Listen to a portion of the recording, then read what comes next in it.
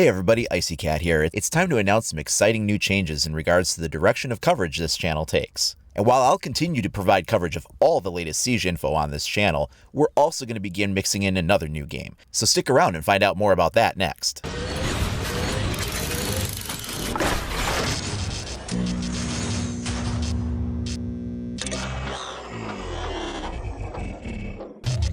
Alright guys, here it is. This is the trailer for the next new Tom Clancy game from Ubisoft, Ghost Recon Wildlands. This is the next game that I'll be featuring coverage of on this channel, and as mentioned, this will always be a Rainbow Six Siege channel for all the latest news and information. That's not going to stop. We're just also adding in some Wildlands coverage to that as well. This game looks amazing.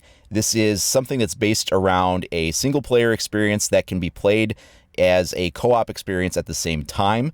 The way that works is that you have a squad of 4. The other 3 are controlled by friendly AI. I imagine there's some kind of a command system in play that you can give them orders or something. But if you have friends that hop on, they can step into the role of those AI at any time, and it's seamless. It's hot swappable. So it doesn't really interrupt your play if a friend joins in progress, and then when a friend gets off, the AI just kind of steps in and takes over again. It's a very seamless transition from what I understand. This game is huge. It is amazing. It is like an open world structured environment. It's sort of like Far Cry meets Splinter Cell or something like that. It has many different ways to complete the objectives in the game, and you can engage, in stealth, in aggression, in some kind of, mix in between, just all sorts of different ways to approach things, all kinds of different tools. The AI in the game world reacts to everything that you do, so they will try to converge on you and come at you from different angles, and they'll do different things to sort of get in your way and stop you, and it seems like a living, breathing world. The game is set in Bolivia, and it really centers around the drug cartels there and how the Ghost Recon squad is sent to take them out and deal with that. This is a little bit of a change for the Ghost Recon series. I was originally a player of that franchise back when it was on the PC and a little bit on the Xbox. I was playing like Island Thunder and Ghost Recon Desert Siege and some of those games. I played Advanced Warfighter, and then that was about the time where I stopped playing. Advanced Warfighter 2 and Future Soldier and some of those came out. I was like, the game is getting a little bit too far into the future with, these like holographic things coming out of the weapon and invisible camouflage and some things like that. I just, wasn't really feeling it. But now this is something of a return to form in that it's going back to sort of like a present day kind of a thing, and just a far more gritty and realistic setting than some of the other games had gone into. The open world concept is, of course, an evolution of the franchise. That is something that's new. It's never been an open world game before. But the way that they're showing it in this trailer just looks so incredible that you don't have a linear mission structure. You can kind of go take any mission you want in any order you want, and it's really neat. The other thing, too, is if you're playing cooperatively with friends, apparently that open world is not something that you're tethered to the other players. It's not like you can't get too far away from each other. It sounds like you can literally be playing with a friend and be on completely opposite ends of the game world and not have that be a problem. And this game world is huge. They have vehicles in it so that you can get around. There's motorcycles, trucks, cars, military transports, helicopters, I believe maybe even planes. This is a huge game world, and even when it comes to the aerial vehicles, you can pilot those. You can skydive out of them and silently insert yourself into an objective, coming at it from above. There's watercraft for water insertions and things like that. The game can be played as a stealth game, or it can be played as an action game. It is a third-person movement system, much like Splinter Cell is, but when you engage in firefights, you aim down the sights and you switch seamlessly and instantly to a first-person perspective. So it's third-person movement, first-person firefighting, and it looks absolutely amazing. I cannot wait for this game to come out. Ubisoft hasn't talked a whole lot about this game since last year's E3. There's been a little bit, with some developer Q&A and some things like that.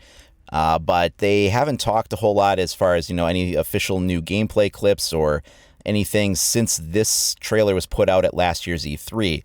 And what that means is that this year's E3, they're going to have something big. And I can't wait. We're going to cover that in depth as much as possible. And I'm really excited about that.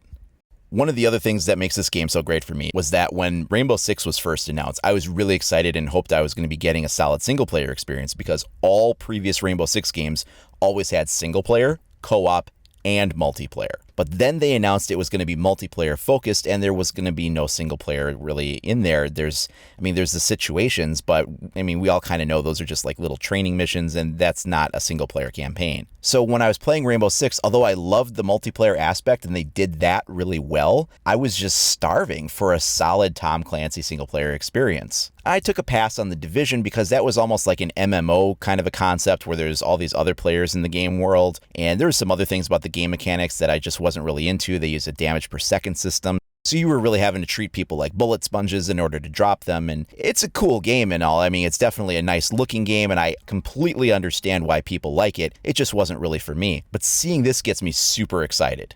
Now, the previous Ghost Recon titles have also had the ability to give you a single-player experience or a multiplayer experience. I'm assuming that outside of the co-op, there will also be some kind of an additional player versus player mode to engage in. I don't really know what that looks like. We haven't heard any information yet. I'm just sort of assuming that there will be because there has been in previous titles. Although I was wrong about that with Siege, since it didn't really have a single-player experience like all the other ones did. Regardless, you can look forward to updates on news and information for Ghost Recon Wildlands right alongside Rainbow Six Siege on this channel now. If they also announce any kind of a Splinter Cell game, I'll be covering that too. I'm not really going to diversify into all kinds of games though. I think I'm just going to keep the focus on a few games at a time as they come out. I might make an occasional reference to some of the other games I play. I don't have time to play a whole lot of other ones. This isn't going to turn into the kind of channel though where I'm covering like the new game of the week and I'm covering 20 different titles at once. No. I'm only going to focus on a couple of titles at a time. So far it had been exclusively Rainbow Six Siege, and now we're opening it up to Wildlands. Now so far I've mentioned 3 Tom Clancy titles if you include Splinter Cell. It's not necessarily because they're Tom Clancy games. I don't like all Tom Clancy games, and I do like non-Tom Clancy games, but those are just the 3 titles that I'm the most excited about. I feel like this is a good time to get into it though. Siege has been out for a few months now, and I've been providing really consistent in-depth coverage of it so far. But as they say, the next new thing is always on the horizon, and I want to share with you guys the kinds of things that I'm excited about to play as they come out. Now, I also just did a podcast with the guys over at Aim Assist Gaming and Ghost Recon Radio, and we talked a lot about this game. They've already done a couple of podcast episodes on Wildlands, and they're going to continue to support this game going forward as well. I'm going to put a link for that up here on the screen. You can find the podcast over at aimassistgaming.com under podcasts. You can head over to their Twitter page and look for Ghost Recon Radio, or search for Ghost Recon Radio on Facebook. I had a lot of fun hanging out with those guys, and I will be collaborating more with them in the future on Wildlands. And I've also done a few guest appearances on their Siege the Show podcast that's all about Rainbow Six. Before we wrap up, I do want to direct you guys over to the Ubisoft channel. Make sure that you check out this trailer in its original form there. The way they edit together the trailer with the soundtrack that they have is just fantastic. I can't play the soundtrack in its entirety here. I'll get dinged for copyright infringement if I do. It's an Imagine Dragons song, Friction, and I can't put that on my channel. But go over there and watch it in its full resolution, full audio form. It's just something that will really get you hyped. I can't wait for this game. I hope you guys are excited about it. I'm really looking forward to covering that and sharing with you guys all the latest news and information that comes out for that. And remember, that will be right alongside all the latest news and information for Siege as well. So if you haven't already, please like and subscribe. Or you can follow IcyCat on Facebook or IcyCat25 on Twitter to stay up to date on all the latest news and information for Siege and now Ghost Recon Wildlands. Thanks everybody for watching. We'll see you next time.